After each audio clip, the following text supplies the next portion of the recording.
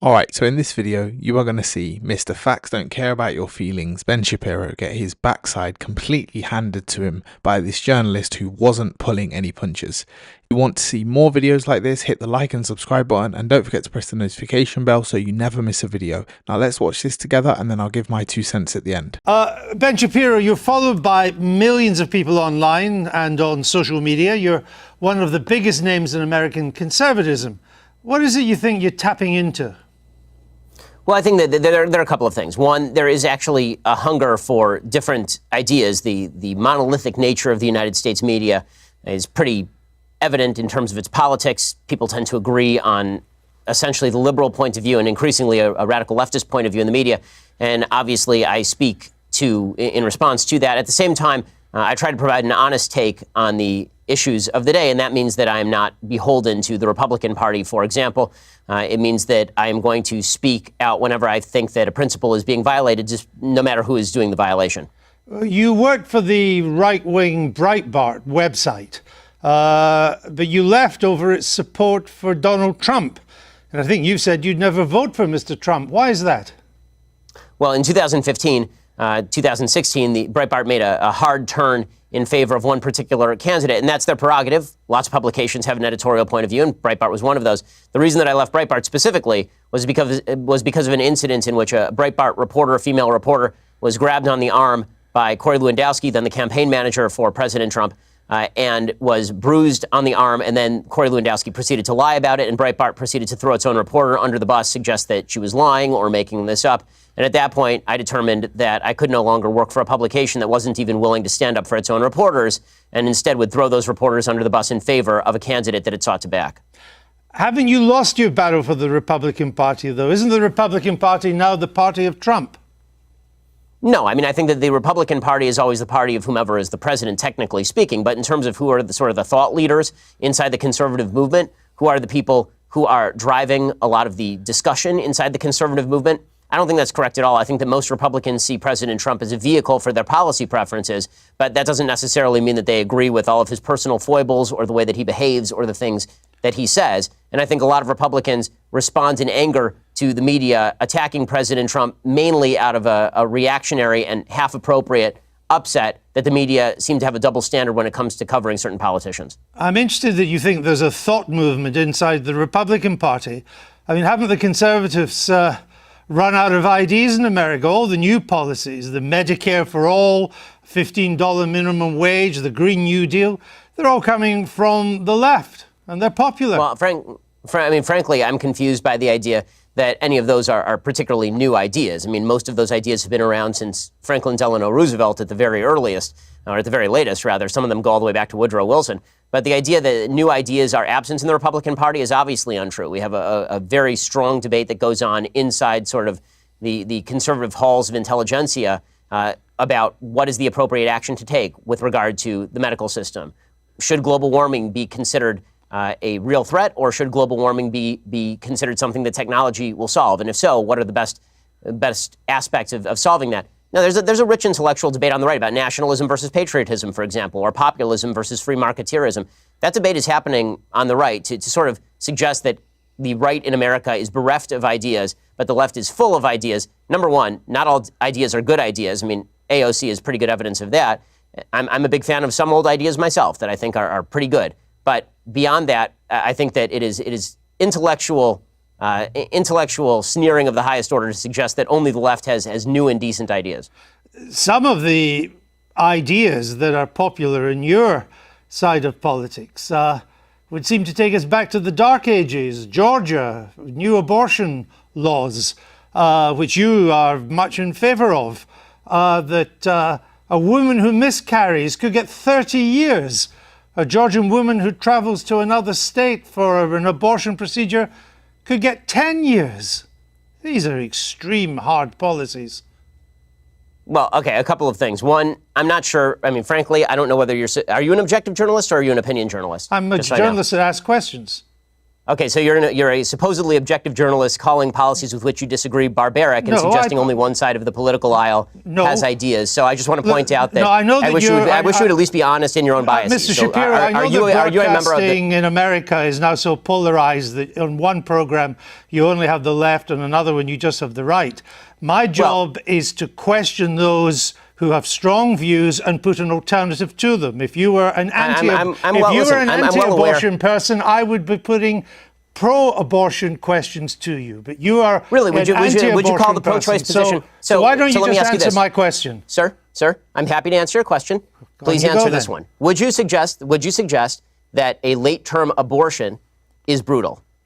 I'm not taking a view on this issue. I'm asking you the questions. Sir, you just suggested that the pro-life position is inherently brutal and terrible, so I'm asking you, as an objective journalist, would you ask the same question to a pro-choice advocate by calling their position brutal and horrible? What I'm asking you is that why is it that a bill banning abortions after a woman has been pregnant for 6 weeks is not a return to the Dark Ages?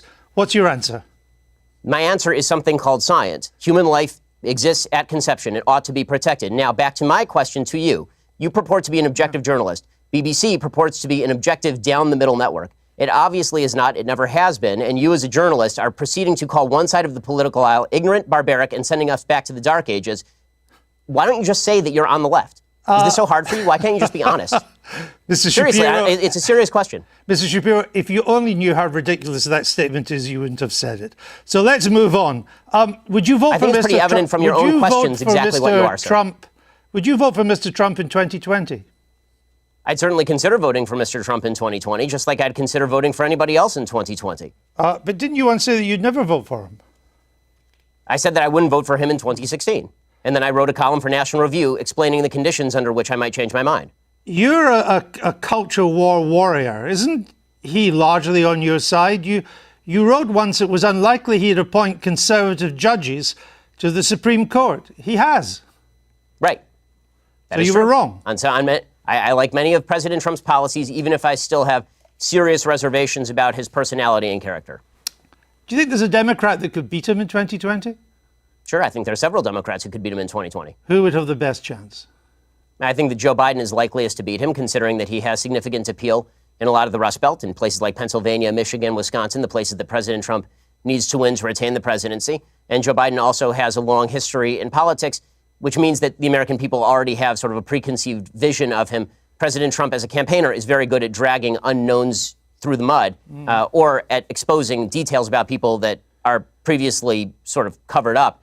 But when it comes to Joe Biden, he's been well exposed for a very long time. Most people know him, and he's not nearly as unpopular even going in as Hillary Clinton was in 2016. So if it was a close race between Mr. Biden and Mr. Trump, you would, from what you say, I think, probably go for Mr. Trump. Yes, I would vote for Mr. Trump if it were a race between Biden and Trump, because I think that the damage that President Trump has done to the country on a character and rhetorical level has already been done and cannot be undone. I don't see it as getting worse day by day. That is the new status quo, unfortunately. Now the question becomes which policies I would most like to see enacted, and Trump's policy preferences are closer to my own than Joe Biden's are. Now, you're a star of new media, of conservative new media. You and others on the left and the right, you position yourselves as supposed tellers of hard truths. But haven't you all just really coarsened public discourse in America and exacerbated its divisions? You know, it's kind of odd to be hearing about me coarsening public discourse when you call policies you disagree with brutal and bringing us back to the Dark Ages, sir. The point, I don't want to return to it, but the point was to put a position for you to reply to it. And I thought we'd covered that. I think some of the points too, because on your characterization of issues is part of the problem in the coarsening of public debate. Well, maybe it's also part of your problem too, because we have from your YouTube videos, Ben Shapiro destroys the abortion argument. Ben Shapiro destroys transgenderism and abortion. Is that not a kind of coarse public discourse? Well, are those videos labeled by me? I have no idea. But why are you picking out? I have a question. Why are you picking out random YouTube videos put up by people who are not me? Are you and then attributing the titles to me? Are you unhappy with the way they've been described? I think that people can describe me however they please. It's a free country, and I'm all in favor of a public debate. If you watch the actual clips, they are generally civil conversations between me and somebody who disagrees with me. You say in your new book, you suggest that America's largest struggle at the moment is, quote, the struggle for our national soul. We are so angry at each other right now. And I think that's true. I've just returned from the United States. But aren't you part of the problem with the way you go about your discourse, not the solution? I think we can all do better in our discourse, but the fact that I've reached out to so many people across the aisle to have conversations with them is pretty evident. The fact that I was willing to walk from a publication that was paying me money over principle is pretty evident. The fact that I've called out President Trump, a member of a party of which I am a member, repeatedly when I think that he has done things that are immoral, I think is decent evidence that I'm looking at least for a civil conversation. Well, as you say in your book, you say that there's quite a key phrase, we are so angry at each other right now. But as I say, aren't you part of that anger? Aren't you encouraging that anger? For example, you described Mr. Obama's State of the Union address in 2012 as fascist mentality in action. Well, I think that if you want to argue with the characterization, then we can talk about what exactly his State of the Union address said. Is it charged language in politics? Sure. The problem that I have is not with charged language in politics, which I'm generally in favor of. I like a robust public debate and a very loud and spirited public debate. I have no problem with that whatsoever. What I'm talking about is the assumption that people with whom we disagree politically are inherently of bad character or, in your words, want to bring us back to the dark ages. But again, it was your description of the State of the Union address in 2012 as fascist. The wording of President Trump's 2012 address was bad and wrong. There are plenty of things that are bad and wrong, but it doesn't make them fascist. Well, I suppose that's true. But if you would like to, again, if you'd like to read me the column out loud, I suppose I can critique it for you. Oh, well, again, with Mr. Obama, you said, and you're Jewish yourself. I only mention that because to put this in context. The Jews who vote for Obama are, by and large, Jews in name only. Ginos, you call them.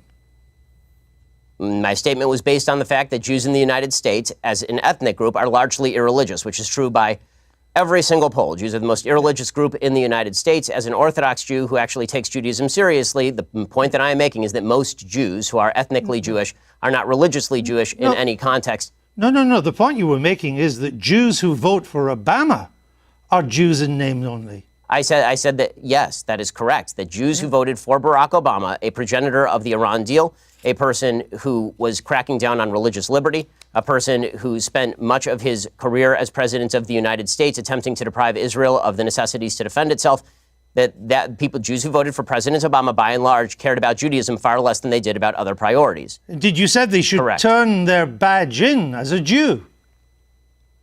Yes, I believe that if you are somebody who takes Judaism seriously, that comes along with ideological commitment. I mean, I guess. Also, I hope you're having fun, by the way, going through every old tweet that I've ever sent to try and do gotcha questions. But if you'd like to have a discussion about my general philosophy or things I've done in, say, I don't know, that's 2012, so it's now 2019. If you'd like to discuss something I've done in, say, like the past 5 years, why don't we do that? How about that? Because your book is a criticism of how angry America is and how America has to do better. And I'm simply I have an entire list on my website, sir. On my list, I have an entire website of dumb, bad things that I've said. I'm simply trying to point out some of the things you've said that seem to me to help to stoke that anger. For example, you said Israelis like to build, Arabs like to bomb crap and live in open sewage. Well, as I say in an article entitled, here's a list of all the giant, bad, dumb things I've ever said. Was that dumb? What? Yes, that's a dumb tweet. And not only, but it is also important to mention that the next few tweets clarify that tweet is specifically referring to the Hamas leadership, which, by the way, a BBC I've seen is relatively reticent to condemn. No, actually, it wasn't what you went on to do and say. You are correct about the slur on Arabs. It's not all Arabs that want to live in open sewage and blow things up. It's just Palestinians, you went on to say. No, it says the ones who take sides against Israel in the Israel-Palestinian conflict. The population is rotten to the core, you went on to say. Not Hamas, the Palestinian Arab population. I say that by poll numbers, they elected Hamas. They educate their children in school that Israel should be obliterated, sir.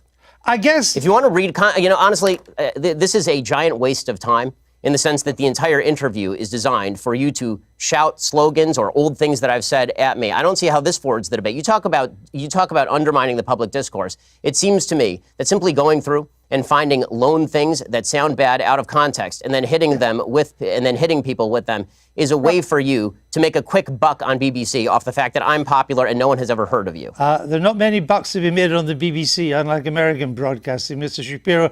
The point I'm trying to make is that your words are highly designed to produce the consensus and understanding that the book seems to want to produce.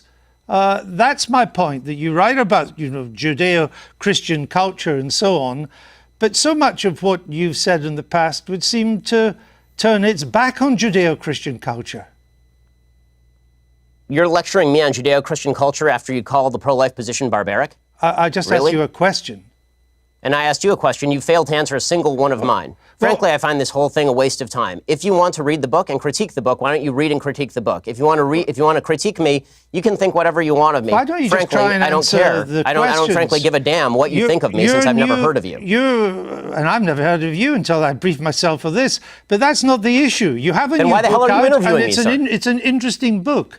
But my point is, your book claims that society... Well, it'd be nice if you would quote it from time to time. Your book is... Well, actually, I've done so several times, and I'm about to do so again, if you would let me just finish the question. Your book claims that society is turning its back on Judeo-Christian values. Yeah, what are those values? What are the values it's turning its back on? I'm not inclined to continue an interview with a person as badly motivated as you as an interviewer. So I think we're done here. I appreciate your time, sir. All right. Thank you so much. Thank you for your time and for showing that anger is not part of American political discourse. Now, Mr. Shapiro, we'll say goodbye. Wow. Just wow. So what do you think? What was the exact moment Ben knew he had lost? For me, it was when he desperately tried to pivot by insulting Andrew Neil personally, saying, "No one has ever heard of you." That's the last resort of someone who has no argument left. He came there to sell a book on civility and ended up throwing a temper tantrum because an actual journalist did his homework. The hypocrisy of Shapiro is completely staggering. Let me know in the comments below what you think, and if you enjoyed this breakdown, make sure you hit the like and subscribe button for more, and don't forget to hit the notification bell so you never miss a video. Thanks for watching.